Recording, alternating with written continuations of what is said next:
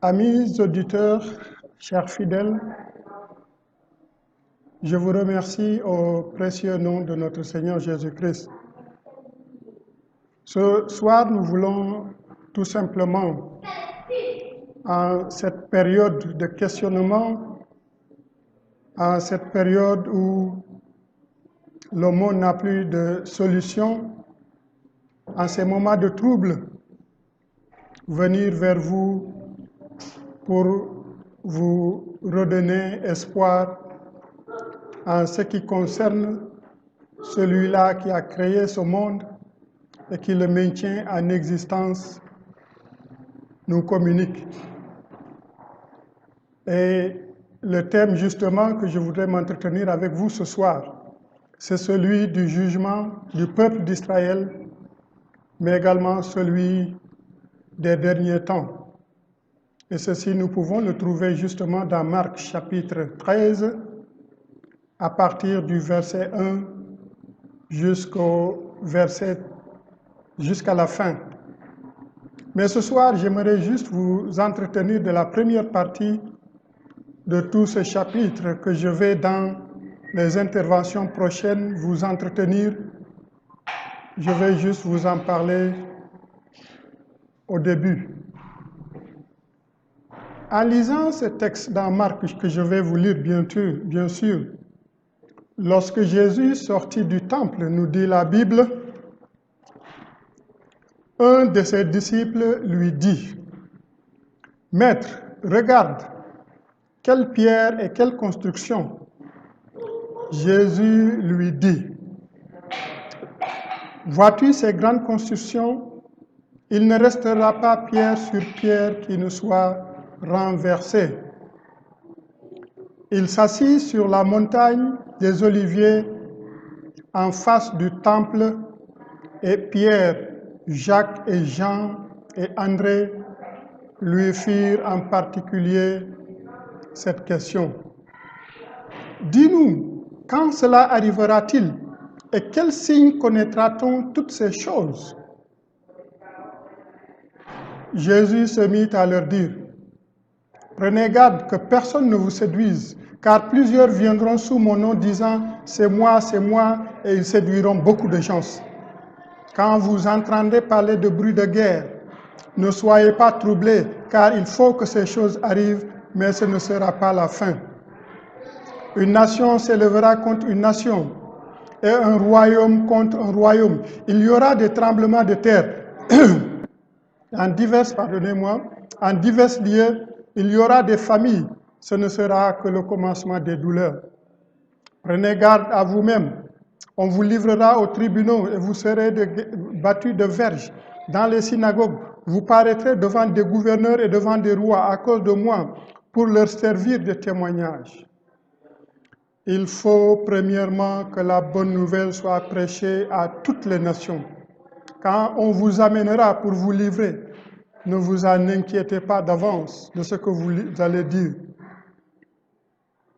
Mais dites ce qui sera donné à l'heure même, car ce n'est pas vous qui parlerez, mais l'Esprit Saint.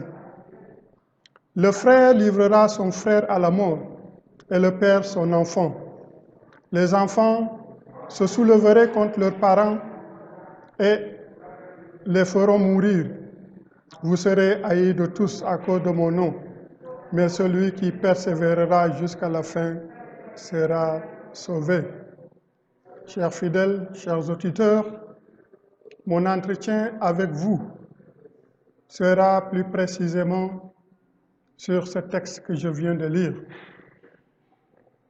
Ici, nous assistons à une scène où, quand Jésus sort du temple avec ses disciples,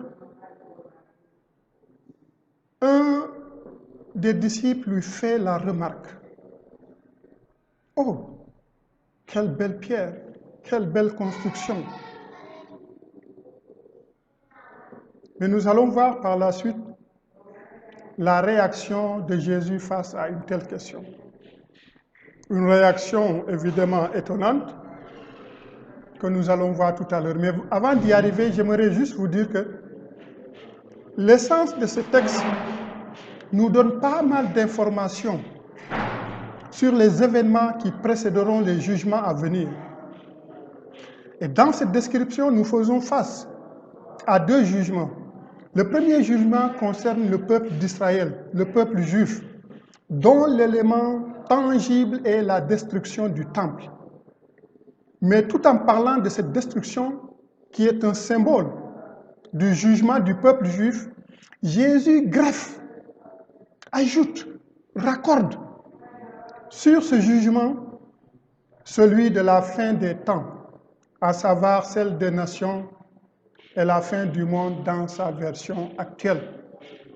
Ce long discours donc de Jésus est une réponse à la question de ses disciples, lui faisant remarquer les pierres et les magnifiques constructions du temple. Maître, regarde quelle pierre et quelle construction. Pour les Juifs, il n'y avait rien de plus magnifique et de plus formidable que le temple, dans sa dimension architecturale, religieuse, sociale, économique et culturelle. À l'instar des Juifs, de telles choses ne nous laissent pas également indifférents.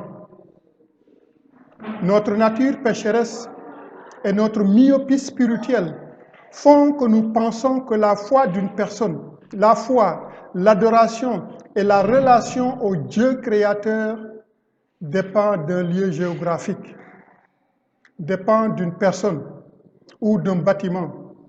Nous pensons également que cette relation est forcément sentimentale, visuelle, puissant et imposant.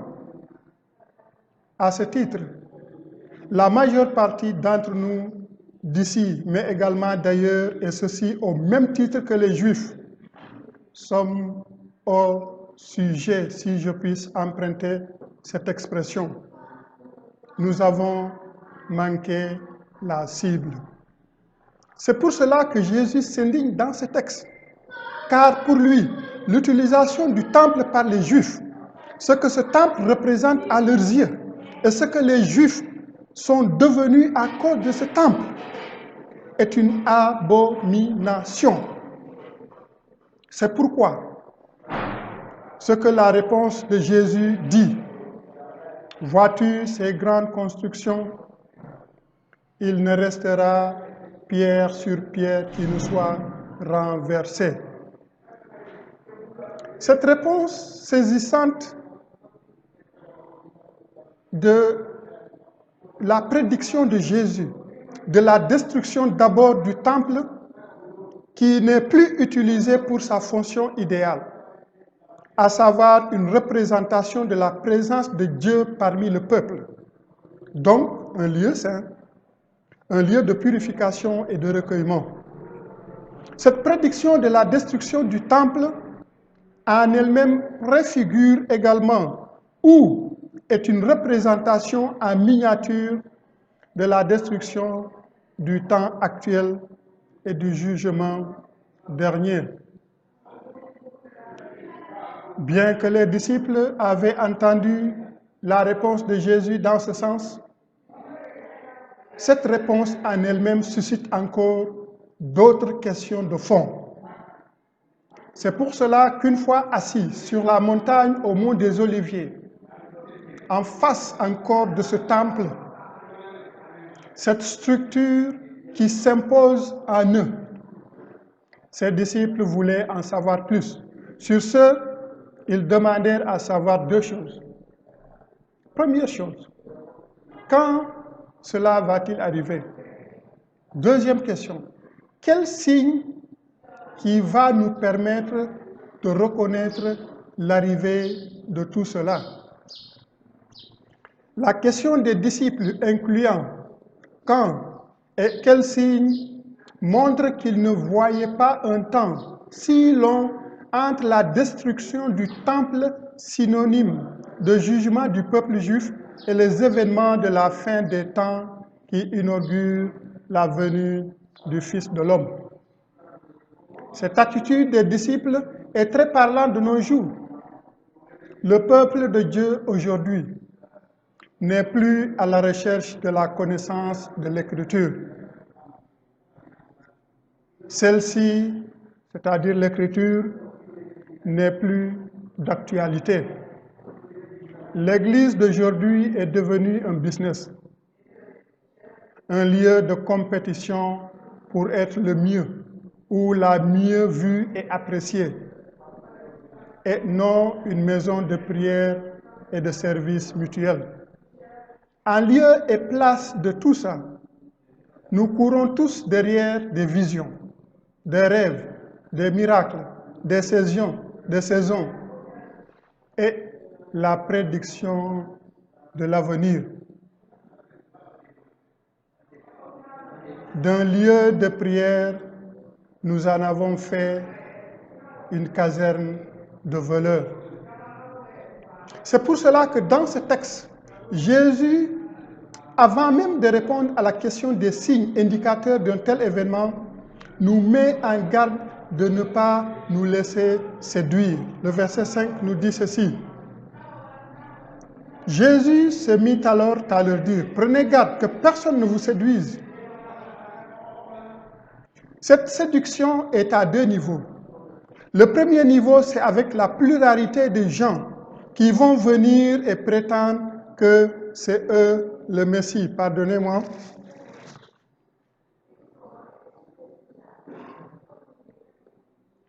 Non seulement ils sont faux, mais ils sont nombreux.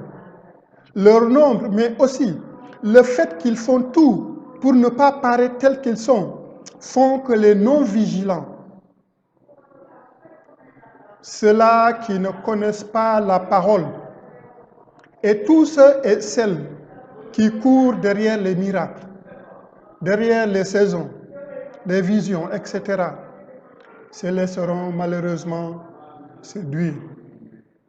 Car un dicton dit que on ne peut pas attraper deux lièvres à la fois. Dans notre contexte également, séeréer, on dit que yiplik leng na ñaalel. Alors, nous mo bugota ñaalel nu ñowof. La deuxième mise en garde après celle des faux prétendants est celle contre les signes. Cette réponse de Jésus à la question des signes comporte deux points. Le premier point concerne ce que nous attendons par rapport au comportement des peuples, des nations et de la nature elle-même, au verset 7 et 8. Quand vous entendrez parler de guerre et de bruit de guerre, ne soyez pas troublés, car il faut que ces choses arrivent, mais ce ne sera pas la fin. Une nation s'élèvera contre une nation, et un royaume contre un royaume. Il y aura des tremblements de terre en divers lieux. Il y aura des famines. Ce ne sera que le commencement des douleurs. Par rapport à ces choses, c'est-à-dire bien sûr à ce commencement des douleurs, le Christ dit deux choses extrêmement importantes. La première, c'est ce que lui-même il dit. Mais ce ne sera pas la fin. À tous ceux qui pensent, et aujourd'hui, il y a beaucoup de gens qui pensent qu'on est à la fin des temps. Mais je vous rassure que frère, ce n'est pas la fin. D'autres pensent qu'on est au dernier temps. Ils publient des vidéos, des choses qu'eux-mêmes, ils ne maîtrisent pas ce que cela signifie. Pour apeurer, pour attrister, ou je ne sais quoi. Mais Christ lui-même, après avoir décrit toutes ces choses, nous rassure en disant, mais ce ne sera pas la fin. En d'autres mots, il est en train de dire que ce sont de faux signes, car en aucune manière, ces signes n'indiquent la fin des temps. La deuxième chose, c'est que lui-même qualifie ces choses comme le commencement. Le commencement est différent de la fin. Normalement, dans une dissertation ou quand tu écris un article, il y a toujours une introduction, tout un développement avant d'arriver à la fin. Donc, on ne peut pas prendre une introduction comme une fin. Donc, en aucun cas, on ne peut prétendre que ces versets nous parlent de la fin de quoi que ce soit. Car Jésus lui-même dit, ce ne sera que le commencement des douleurs. Face à tout cela, le commandement de Jésus est de ne pas fixer notre regard, notre attention, notre recherche, etc. sur ces choses.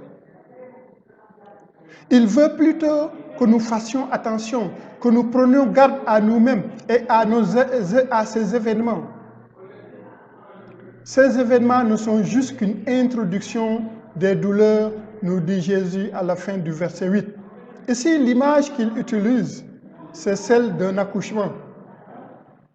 Avant tout accouchement, il y a bien sûr des fortes douleurs chez la femme.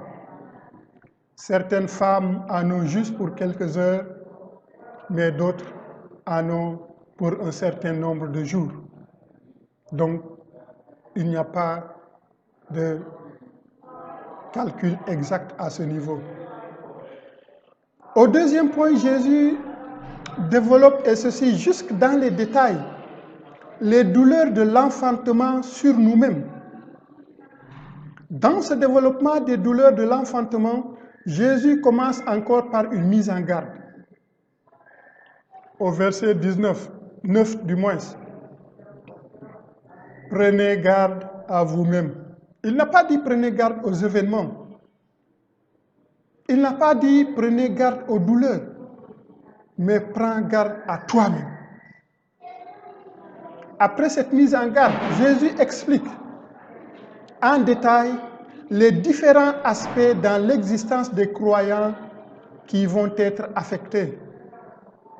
Ici, nous pouvons voir le premier aspect, c'est la relation des croyants avec les institutions administratives et religieuses, c'est-à-dire les tribunaux, les synagogues, les autorités politiques et administratives. Car à partir du verset 9, il nous dit ceci. Prenez garde à vous-même. On vous livrera aux tribunaux et vous serez battus de verges dans les synagogues. Vous comparaîtrez devant les gouvernements et devant des rois à cause de moi pour les servir de témoignage. Quand on vous emmènera pour vous livrer, ne vous inquiétez pas de ce que vous allez dire, mais de ce qui sera donné à l'heure même. Car ce n'est pas vous qui parlerez, mais c'est moi. Le frère livrera son frère à la mort, et la suite continue. Ici donc, nos relations avec ces différentes institutions seront affectées, ce seront dures. On va nous traiter de gauche à droite, on va nous manifester contre nous des douleurs, des humiliations. Mais néanmoins, il faut que ces choses arrivent pour un but bien déterminé que je vais expliquer tantôt. Le deuxième aspect qui va être ébranlé, c'est notre relation avec nos familles. Le verset 12 nous dit ceci. Le frère livrera son frère à la mort et le père son enfant. Les enfants se soulèveront contre leurs parents et les feront mourir.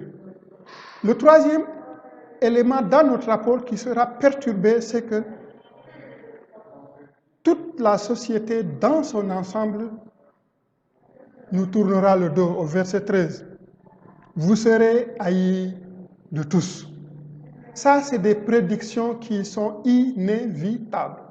Elles vont arriver.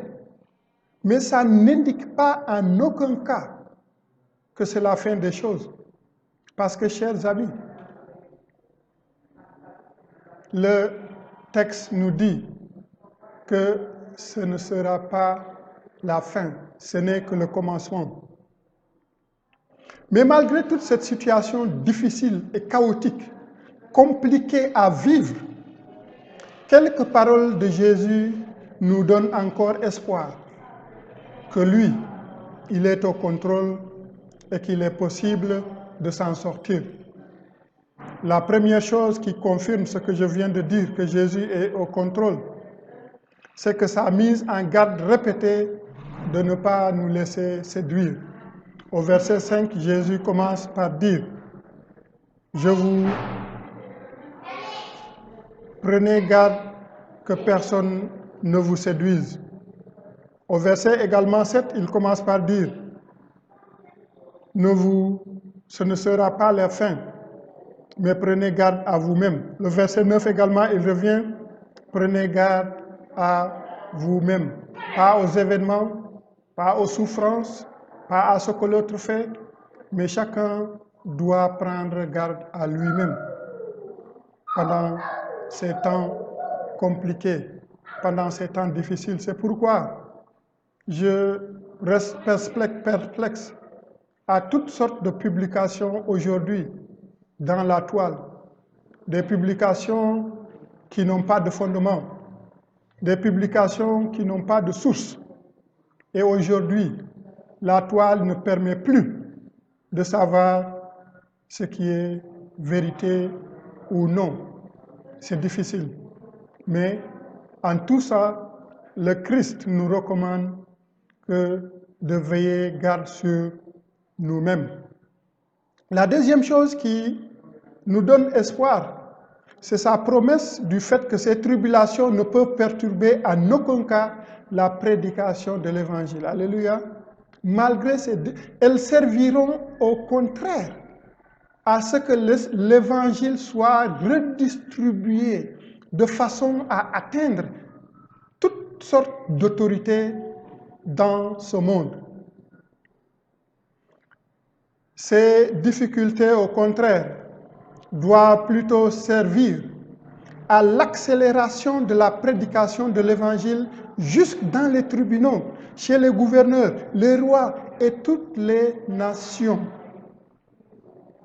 Troisième chose qui nous permet de dire que Christ est au contrôle malgré cela, c'est sa promesse que même devant les tribunaux et autres personnes, il n'y a pas à s'inquiéter de quoi dire pour notre défense ou pour répondre aux questions qui nous seront posées. Car lui-même dit que au tenté, le Saint-Esprit prendra cette question pour nous. Donc, ça veut dire que tout simplement, si Dieu combat pour nous, la victoire est déjà dans la poche. Quatrième chose qui donne encore de l'espoir, que malgré cette difficulté, le combat est déjà gagné. Jésus souligne que malgré toutes ces difficultés intenses, on pourra persévérer et au final bénéficier du salut. Le verset 13 qui dit, vous serez haïs de tous à cause de moi, mais celui qui persévérera jusqu'à la fin sera sauvé. Ceci dit, notre temps et notre existence sont tellement précieux qu'il ne faut pas les dépenser sur les recherches de signes qui, au fait, ne nous apportent absolument rien. En contrepartie, et c'est à cela la persévérance qu'il mentionne à la fin du verset 13. Cette persévérance est donc en rapport avec le refus d'être séduit. C'est donc en rapport au refus d'être emporté par toutes sortes de doctrines ou toute séduction. Ceci dit, notre vigilance et persévérance doivent avoir comme objectif la connaissance de Jésus-Christ au travers de la parole de Dieu et non des signes et autres choses. La mise en garde de Jésus, et ceci à 2 reprises pour terminer, chers frères et sœurs, a une orientation très précise sur 2 points au moins. Le premier point, c'est que les faux signes ne doivent pas motiver notre recherche ou notre curiosité, car de toute façon, ils n'ont rien de précis à nous dire concernant la fin des temps. Par contre, au deuxième point, nous devons faire en sorte que ces choses viles et insignifiantes ne nous séduisent pas, ne prennent pas notre temps pour y réfléchir, ne bousillent pas notre calendrier de servir ou d'adorer le Seigneur. Refuser d'être séduit pendant ces temps de faux signes et de souffrances atroces, c'est répondre à l'appel constant de Jésus-Christ à la vigilance contre la séduction des faux messies. Il termine aussi sa mise en garde contre la mauvaise interprétation des événements contemporains tels que les guerres, les désastres naturels, les familles, etc., comme signe de la proximité des temps. Il termine son appel à la vigilance, à plutôt persévérer, à mettre notre foi et notre espérance en Dieu qui a donné son Fils unique explicitement pour nous sauver de ces situations. Et c'est pourquoi, chers frères et sœurs, mon encouragement pour vous, c'est de ne pas vous laisser séduire, c'est de ne pas vous laisser malmener pendant cette période critique de l'histoire du monde. Ne vous laissez jamais paniquer, ne vous laissez pas entraîner de gauche à droite, mais focalisez plutôt votre regard, votre espoir, votre foi en ce Christ Sauveur qui est venu il y a de cela 2000 ans et qui a une de ses dernières paroles dit « Tout est accompli ». Je vous remercie et je vous donne rendez-vous pour la suite de ce texte. Soyez bénis et demeurez en paix.